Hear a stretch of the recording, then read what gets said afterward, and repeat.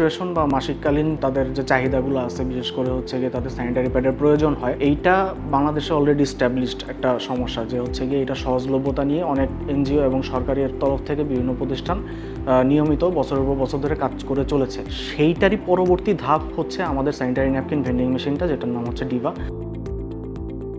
Actually second ধাপ কেন বলতেছি, কারণ হচ্ছে গিয়ে কেন স্যানিটারি প্যাড ইউজ করা লাগবে এটা মানুষ জানে, হাইজিন সম্পর্কে অলরেডি মানুষ মোটামুটি সচেতন। তারপরও এটা সহজলভ্যতা নিয়ে কাজ করার অনেক জায়গা আছে। অলরেডি যেটা হয় সেটা হচ্ছে গিয়ে যে প্যাডগুলো এনজিওগুলো হয়তো বা দেখা যাচ্ছে যে প্যাড কয়েক কার্টুন প্যাড স্কুলগুলোকে দিয়ে আসতেছে যে আপনার যখন প্রয়োজন আপনার ইউজ করেন, কিন্তু এতে যেটা দেখা যাচ্ছে যে প্রাইভেসি মেনটেন করা সম্ভব না এবং এটা রক্ষণাবেক্ষণ করাও আসলে সম্ভব না। সেকেন্ড কোনো পার্সনের সাহায্যের প্রয়োজন নাই, যার দরকার সে হচ্ছে প্যাড সংগ্রহ করতে পারতেছে এবং ইউজ করতে পারতেছে।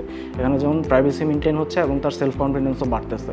আর 2 নম্বর পয়েন্ট হচ্ছে স্কুল কর্তৃপক্ষ যে তাদের ন্যাচারাল হেলথ এবং হাইজিন নিয়ে কনসার্ন, এই জিনিসটাও তারা ফিল করতে পারতেছে। এই প্রোডাক্টটা শুধু গুলে না, স্কুল, কলেজ, ভার্সিটি, যে কোনো শিক্ষা প্রতিষ্ঠান এবং কর্পোরেট অফিসেও সম্ভব, গার্মেন্টসেও সম্ভব। এছাড়াও হচ্ছে গিয়ে পাবলিক প্লেস যেগুলো আছে, যেমন শপিং মল হতে পারে, মেট্রো স্টেশন হতে পারে, যেখানেই পাবলিক গ্যাদারিং হয় সেখানেই এই জিনিসটা প্রয়োজন হতে পারে। এটার ইমপ্লিমেন্টেশনের জায়গা এবং মার্কেট সাইজ বেশ বড় ধরা যায় এবং পুরো বাংলাদেশ ব্যাপী এটা আমরা অলরেডি ছড়িয়ে দেওয়ার জন্য কাজ করছি।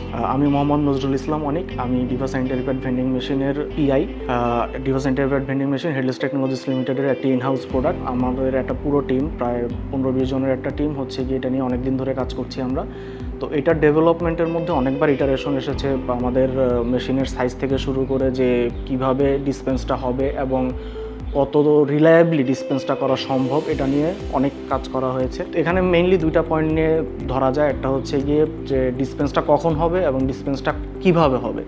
তো ডিসপেন্সটা কখন হবে এটা নির্ভর করে হচ্ছে গিয়ে আমি কোনো পেমেন্টের ভিত্তিতে ডিসপেন্সটা করব কিনা। যেমন আমাদের মেশিনে এখন যেটা পসিবল সেটা হচ্ছে একটা ক্যাশ অ্যাকসেপ্টর মেশিন আছে, যেটা হচ্ছে গিয়ে বাংলাদেশি নোট চিনতে পারে এবং হচ্ছে গিয়ে একটা 10 টাকার নোট যখন আপনি দেবেন তখন হচ্ছে সে সেটা গ্রহণ করবে এবং মেশিনকে ইনস্ট্রাকশন দিবে যে আমি একটা 10 টাকার নোট পেয়েছি, তুমি একটা প্যাড রিলিজ করো। মেশিন তখন রিলায়েবলি কীভাবে একটা প্যাড রিলিজ করবে এটা হচ্ছে গিয়ে এরপরে মেশিনের দায়িত্ব। 2 নম্বর আরেকটা পয়েন্ট হতে পারে যে আপনি যদি 10 টাকার নোটের বদলে অন্য কিছু দেন, বা একটা কাগজের টুকরা দিতে পারেন, বা 20 টাকার নোট দিতে পারেন, বা একটা নোট ভাঁজ করে দিতে পারেন, তখন হচ্ছে মেশিনটা টাকাটাকে রিজেক্ট করে দিবে। আর 2 নম্বর পয়েন্ট আরেকটা যেটা হতে পারে বিকাশের মাধ্যমে হতে পারে, আরএফআইডি কার্ডের মাধ্যমে হতে পারে।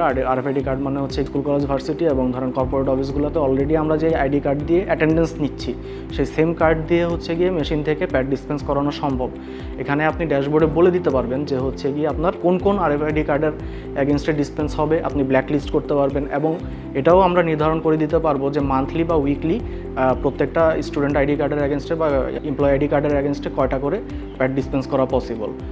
2 নম্বরে হচ্ছে বিকাশের মাধ্যমে যে কোনো অ্যামাউন্টের টাকা পেমেন্ট করে যে কোনো অ্যামাউন্টের প্যাড হচ্ছে আমরা ডিসপেন্স করতে সক্ষম, কারণ হচ্ছে ড্যাশবোর্ডে এটা বলে দেওয়া যায় যে হচ্ছে গিয়ে কতটা পার প্যাডের এগেনস্টে কত টাকা করে কাটবে এবং একটা মানুষ যখন কিউআর কোডটা স্ক্যান করে বিকাশে পেমেন্ট করতে যাবে তার আগেই আমরা ইনপুট নিয়ে নিচ্ছি কয়টা প্যাড সে ডিসপেন্স করতে চায় এবং সমপরিমাণের টাকা আমরা বিকাশ থেকে তার কেটে নিচ্ছি এবং মেশিন তখন সমপরিমাণের প্যাড হচ্ছে ডিসপেন্স করে দিচ্ছে। এইটা হচ্ছে গিয়ে মোটা দাগে আমাদের আলাদা আলাদা 3টা মডেল এবং 3টা মডেল একসাথে জোড়া লাগিয়ে আমরা একটা অল ইন ওয়ান ভার্সনও ক্রিয়েট করেছি, যেখানে আপনি সবগুলা সুবিধাই একসাথে প্রোভাইড করতে পারবেন। চ্যালেঞ্জ যদি বলতে হয় তাহলে সবার প্রথমে যেই চ্যালেঞ্জগুলো আসছিল অবশ্যই প্রোডাক্ট ডেভেলপমেন্টের বিভিন্ন ফেজে টেকনিক্যাল প্রবলেমগুলো আমরা যেগুলো ফেস করেছি। স্যানিটারি প্যাডেরও তো অনেক রকমের ভেরিয়েশন আছে, আমরা কোন টাইপের প্যাডগুলো নিয়ে প্রাইমারিলি কাজ শুরু করব, কোন টাইপের প্যাডগুলো নিয়ে আমরা সেকেন্ড স্টেজে কাজ শুরু করব। তারপরে একটা মার্কেট রিসার্চের ব্যাপার ছিল যে কোন প্যাডগুলো হচ্ছে গিয়ে মোটামুটি পপুলার, মানুষ কমফোর্টেবলি ইউজ করে এবং পারচেস করে, প্লাস হচ্ছে গিয়ে কোনগুলো অ্যাকচুয়ালি সার্কুলেট করা স্কুল কর্তৃপক্ষের জন্য ইজিয়ার হবে। মানে কারণ আমি শুধু ঢাকা শহরের কথা চিন্তা করলে হবে না, পুরো বাংলাদেশে কোন কোন প্যাডের হচ্ছে ডিস্ট্রিবিউশন সবচেয়ে ভালো, এই জিনিসটা আসলে আমাদের দেখা লাগছে। তো ওই কোম্পানিগুলোর সাথেও আমরা কথা বলছি, কাজ করতেছি। গো টু মার্কেটের স্ট্র্যাটেজি এটাই যে যখন আমরা যেই মার্কেট নিয়ে কাজ করি তখন হচ্ছে ওই মার্কেট নিয়ে যথেষ্ট যাচাই বাছাই করে কথাবার্তা বলে আমরা হচ্ছে কি ওই মার্কেট নিয়ে তারপর কাজ শুরু করি। টেকনিক্যাল প্রবলেম বলতে এখনও কিছু জিনিস আরও বেশি অটোমেট করার সুযোগ আছে, কিছু নিরাপত্তা ব্যবস্থা হয়তো বা গ্রহণ করা লাগতে পারে। প্রজেক্টটা যেহেতু হেডলেস টেকনোলজিস লিমিটেডের একটা ইনহাউস প্রোডাক্ট, এটা হচ্ছে হেডলেসের ফান্ডিংয়েই শুরু থেকে কাজ করা হচ্ছে। এরপরে আমরা আরআইসি শেরেবাংলা এগ্রিকালচার ইউনিভার্সিটির আন্ডারে আমরা যখন সিলেক্টেড হই তখন এখান থেকে একটা ভালো অ্যামাউন্টের টাকা আমাদের ক্যাশ ফ্লোতে অ্যাড হয়। তো দুটা মিলিয়েই ডেভেলপমেন্ট এবং মার্কেটিংয়ে আমরা কাজ করে চলেছি সমানভাবে। সামনে অবশ্যই স্বাভাবিকভাবে, যেহেতু এটা হার্ডওয়্যার প্রোডাক্ট, এটা খুব বেশি ক্যাশ ইনটেন্সিভ একটা প্রোডাক্ট, আপনি যত মার্কেটে যত এগিয়ে যেতে চাবেন আপনার তত বেশি ক্যাশের প্রয়োজন হবে। তো সেই দিক থেকে বিবেচনা করলে সামনে অবশ্যই আরও ফান্ডিংয়ের প্রয়োজন আছে। এখন আমাদের স্যানিটারি প্যাড ভেন্ডিং মেশিনগুলো, ডিভা স্যানিটারি প্যাড ভেন্ডিং মেশিনগুলো মোটামুটি ঢাকা শহরের মধ্যে ক্যান্টনমেন্ট বোর্ডের আন্ডারে যে স্কুল কলেজগুলো আছে মোটামুটি আমরা সব জায়গায় থেকে একাধিক ভেন্ডিং মেশিন আমরা সাপ্লাই করেছি।